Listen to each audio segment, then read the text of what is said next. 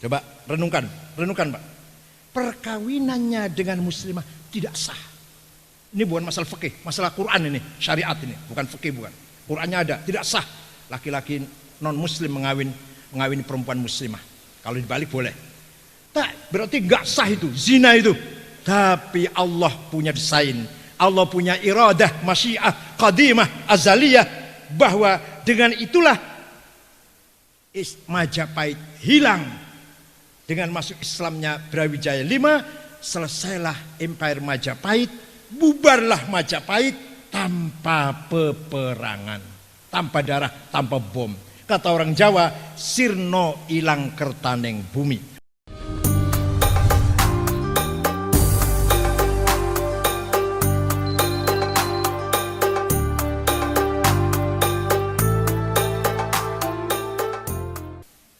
Tapi walaupun bertabur syariat Islam, sejarah membuktikan di Jawa ini luar biasa, Pak. Contoh, Raja Brawijaya V, Raja Majapahit, namanya Kertabumi, istrinya 600 lebih malah. Nggak apa-apa, mau raja. Kalau mau ya jadi raja lah, apa Imper Sunda, apa raja sejagat.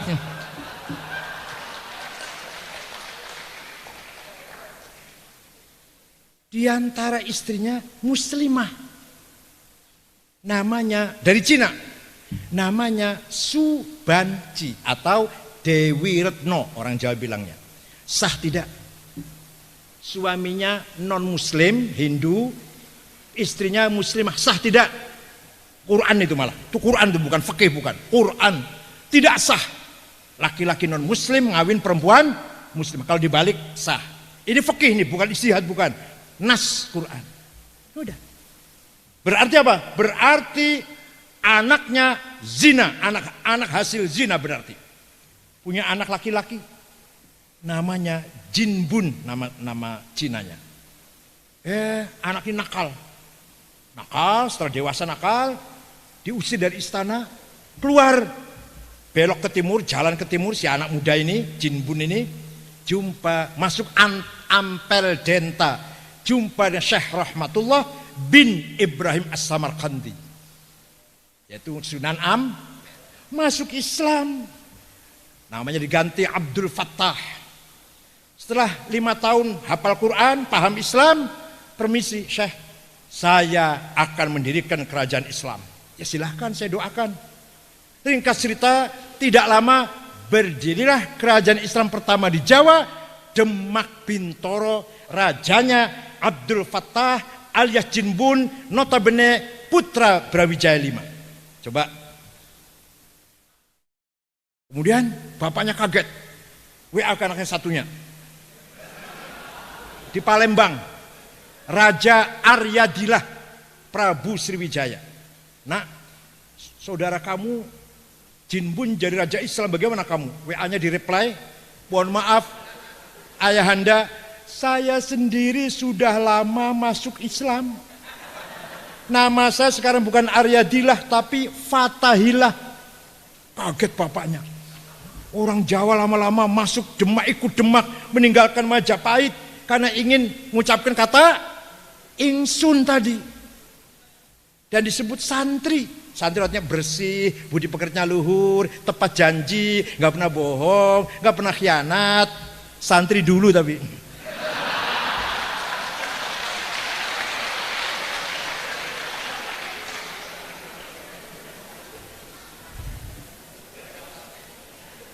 Lama-lama Raja Brawijaya V Kertabumi ditinggal rakyatnya, terpaksa masuk Coba renungkan Pak.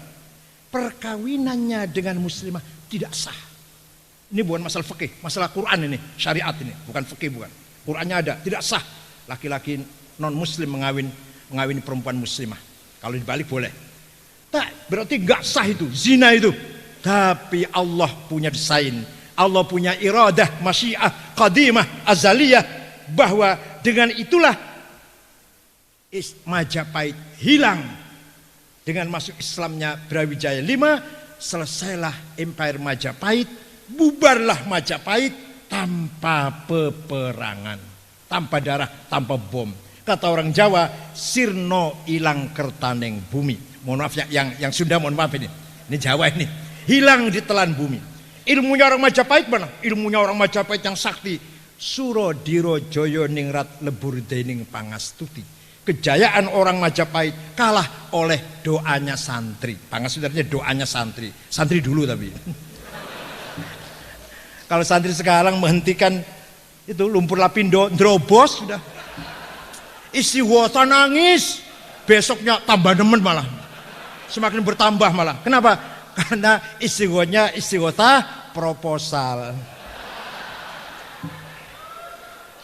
Jangan harap doa kita mujarab kalau doa diselenggarakan menggunakan proposal.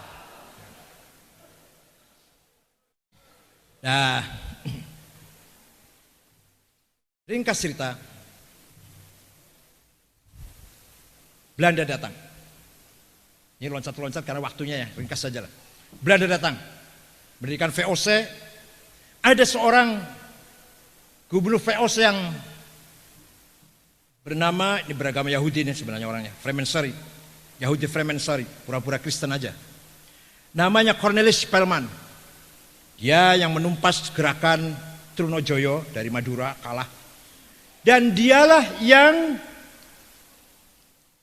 memasukkan candu ke keraton-keraton. Ringkas cerita, keraton Jogja, Mataram, Solo, Cirebon, udah keluarga kerajaan nyandu semua sudah. Ya walaupun candu itu tidak sebahaya narkoba, tidak, lebih rendah. Tapi ya candu lah, lebih rendah dari narkoba, lebih tinggi dari rokok lah. Atau rokok ya candu juga sih. Kecanduan rokok. Bahkan tentara Pangeran Diponegoro banyak kecanduan. Ada panglima Diponegoro yang sangat ditakuti, namanya Basah Kerto Pangalasan, Ngabdul Latif namanya. Juga dimakan dipengaruhi oleh candu sampai lemah untuk melawan Belanda.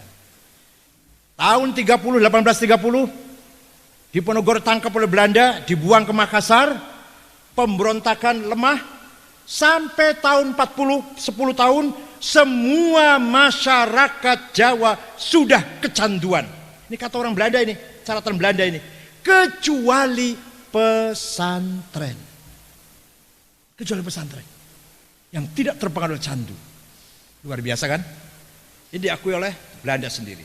Nah, tahun 1901 Belanda mengganti politik dengan politis atau etis politik. Politik yang sopan. Apa itu? Kalau tadinya sekolah hanya boleh orang-orang tertentu, orang elit saja, priayi, tahun 1901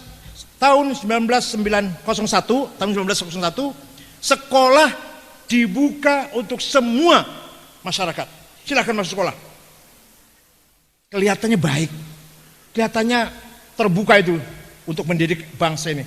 Ternyata ada tujuan yang jahat. Apa itu? Ingin menjadikan umat Islam di Indonesia sekuler. Semuanya masuk sekolah menjadi sekuler kecuali pesantren.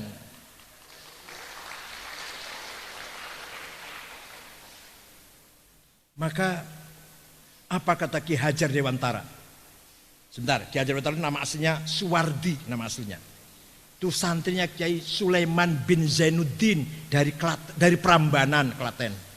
Khatam Quran, ngaji juga, ngaji kitab. Beliaulah yang terkenal dengan Bapak Pendidikan Nasional. Apa kata beliau apa? Ing ngarso sing tulodo, yang depan memberi contoh, ing madyo mangun karso memperkuat, yang di belakang tutwuri handayani menjadi makmum yang baik, menjadi bapak pendidikan. Santri itu bahkan beliau mengatakan pendidikan karakter berhasil di pesantren. Didukung berawatnya oleh Profesor Sutomo. Kalau mau buka sejarah Pak, terus terang. Dan yang tokoh sekuler, yang mensekulerisasi umat Islam, mohon maaf saya sebut namanya, ini sejarah. Sejarah bukan soal benci enggak. Sultan Takdir Ali Syahbana. Orang pertama kali, orang sangat besar semangatnya untuk mensekulerkan umat Islam. Nah, dipertahankan oleh Ki Hajar Dewantara dan Profesor Sutomo. Hadirin saya hormati. Nah, sekarang pesantren. Di pesan itu dimulai dengan kesederhanaan hidup bersama. Solidaritas yang sangat kuat, ukhuwah yang sangat kuat. Sederhana, saling membantu, saling gotong royong, saling terbuka. Tidak ada gap.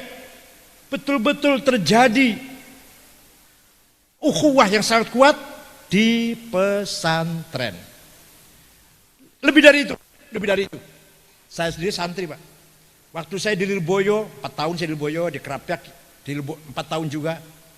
Kalau kita duduk-duduk dengan teman, tidak pernah yang kita bicarakan temanya nanti akan jadi apa, nanti gajinya berapa, nanti jabatannya apa. Betul nggak? Ini yang santri, kelihatan santri. Ini bukan ini santri. Ini pesantren. Saya waktu pesantren nggak pernah. Nanti saya kerjanya di kantor ini, gajinya sekian. Kalau tamu pesantren maka langsung 4A. Pernah nggak ngomong gitu waktu di pesantren? Itu modal apa tadi? Integrasinya luar biasa. Tidak ada. Nanti gajinya berapa? Nanti jabatannya apa? Nanti golongan pangkat kepegawaiannya 4A apa 3C. Saya sendiri nggak tahu itu apa itu. Nggak pernah. Nggak ada obsesi itu. Yang ada apa?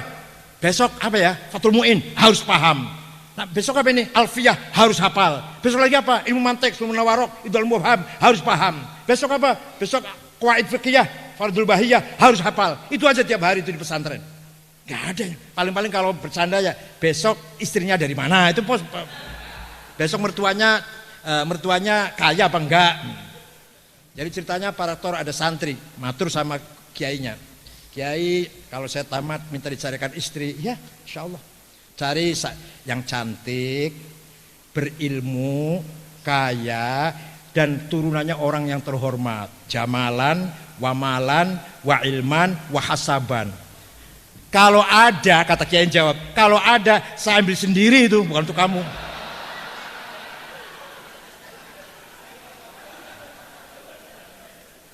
Mau cari istri yang sempurna, kalau ada untuk saya sendiri itu, enggak untuk kamu.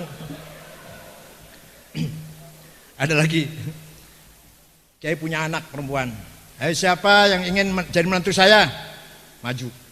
Siapa namanya? Saya Anas. Ya, coba baca surat An-Nas. Yang kedua siapa kamu? Saya Kautsar. Ya udah bacain Anas atau Kautsar. Giliran yang ketiga, siapa kenal kamu? Yusuf. Soal Yusuf kan panjang itu. Tapi Pak Kiai, nama saya Yusuf, tapi panggilan tiap hari saya Ikhlas.